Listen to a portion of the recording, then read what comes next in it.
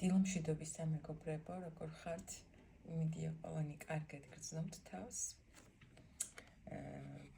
დავიწყოთ ჩვენი დღევანდელი გაშლა.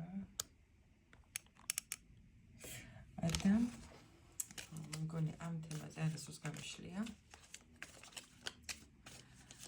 ვინ ფიქრობს თქვენზე მუდმივად? გავიგოთ.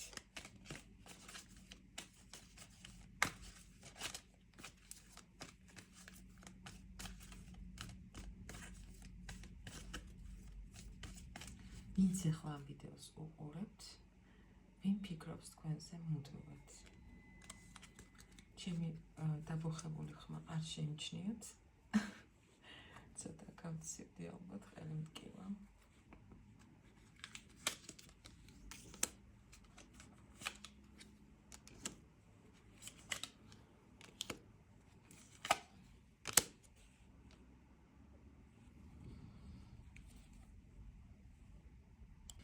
თქვენზე მუდმივად ფიქრობს ადამიანი, რომელთანაც ამჟამად გაქვთ სიტუაცია იმედგაცრუებული, ასე ვიტყოდი, ბევრი ფიქრებით გარშემორტყმული ურთიერთობა, სადაც არის სიშორე, დისტანცია, გაურკვევლობა, ბევრი შიშები ამ ურთიერთობაში კამათი, ვისთანაც გაქვთ ასეთი სიტუაცია, მეგობრებო,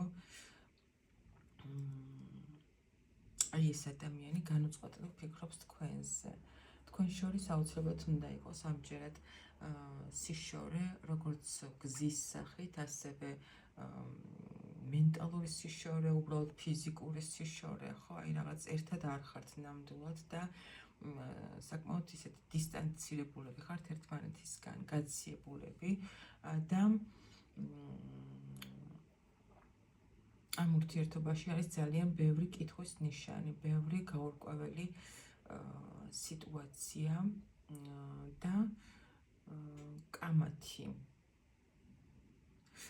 კარგი, კიდევ ვინ ფიქრობს თქვენზე მუდმივად?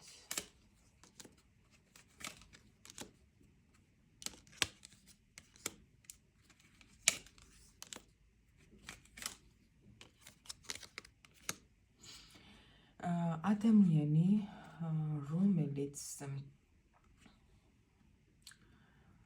ფიქრობს ისევ დაბრუნებაზე, ისევ ურთიერთობის თავიდან დაწყებაზე, მაგრამ ფიქრობ, რომ ეს ურთიერთობა საკმაოდ ისეთი ციკლურია და შეიძლება ადრეც ყოფილა თქვენი ესეთი დაშორება და ისევე შემოbrunება და სულ ერთი და იგივე წრეზე დადიხართ, ეს ადამიანი ფიქრობს განუწყვეტლივ თქვენზე. ვერ ვეტყვი რომ აი ასე ერთ-ორ დღეში, მაგრამ ეს ადამიანი აუცილებლად გადმოდგამს თქვენსკენ ნაბიჯებს შემოთავაზებით, რომ ისევ ერთ წრეზე წაიყვანოთ ურთიერთობა. რადგან თვითონ საკმაოდ ისე დეპრესიულად და ისეთ განწყობაზე ნერვიულობს აი ამ სიშორის და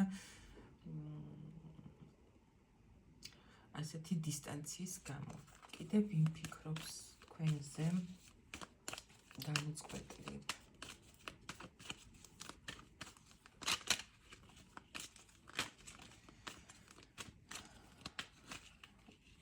ვინც პირველად მიყურებთ, მეგობრებო, გეტყვით, რომ ვარიანტებად ესე არ მაქვს, მაგრამ ერთი და იგივე კითხვას აი მიყურებთ, ხო, ახლა ბევრჯერ ვკითხულობ, რომ თითქმის ყველაზე ან ბევრზე რეზონირდეს, ვინც მიყურებთ. კიდევ ვინ ფიქრობს განუწყვეტლივ თქვენზე?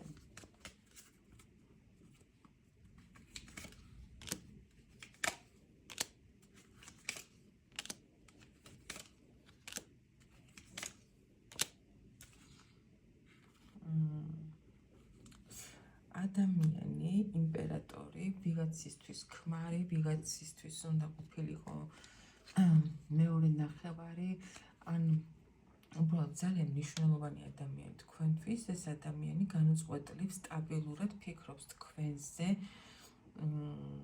თქვენთან ურთიერთობის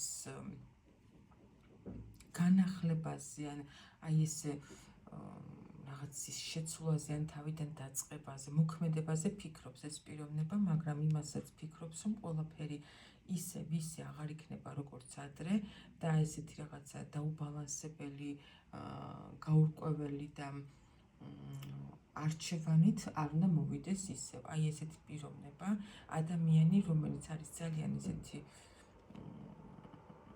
ქარიზმატული, ენერგიული, ძალიან შეიძლება ისეთი მოფლირტავე ტიპაჟიც, ცოტა არასტაბილური ვიტყოდი. თუმცა როგორც ეს ადამიანი ფიქრობს, რომ როგორც ადრე გქონდა თქვენთან ურთიერთობა, აი ესე სულ რაღაცა დაუბალანსებლად, არასტაბილურად გამყოფებდათ, ეხა ფიქრობს, რომ მოვიდეს სტაბილურად თქვენთან. კიდევ ვინ ფიქრობს, კიდევ ერთხელ ვიკითხავ. თქვენზე მუდმივად, ვინ ფიქრობს თქვენზე მუდმივად?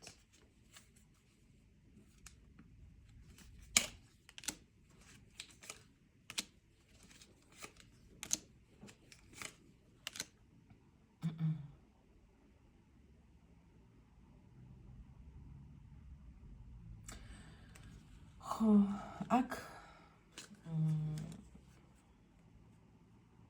ადამიანი, ვისთვისაც ვინც არის თქვენზე მოჯაჭვული, ვინც აი მართლა რაღაც აკვიეტებული ყავხართ ერთ კონკრეტულ ადამიანს, ადამიანი, რომლისთვისაც შეიძლება მეუღლე იყავით, ან ფიქრობდა თქვენზე აი ასე როგორც მეუღლეზე, მისთვის იყავით ძალიან ძვირფასი და ხართ, მაგრამ ეს ადამიანი თქვენზე ან შედარებით პატარა, ან ადამიანი, რომელიც ცოტა ნაკლებად ჩამოყალიბებული პიროვნებაა. თუმცა ეს ადამიანი არის ისეთი ძალიან მამაკაცი, რომელსაც უყვარს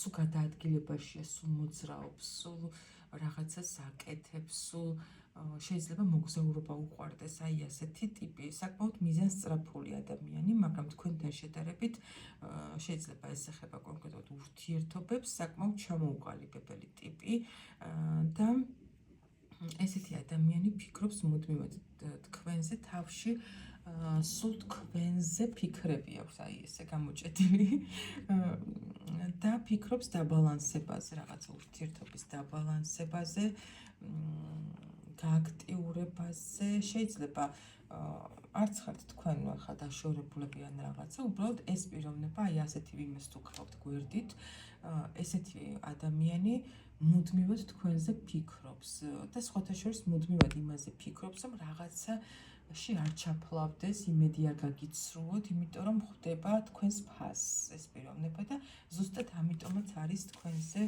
აი ესეთი მოჯაჭვული ეს პიროვნება. დაგემშვიდობებით ეხლა მეგობრებო, მშვიდ და ბედნიერ დღეს გისურვებთ, დროებით.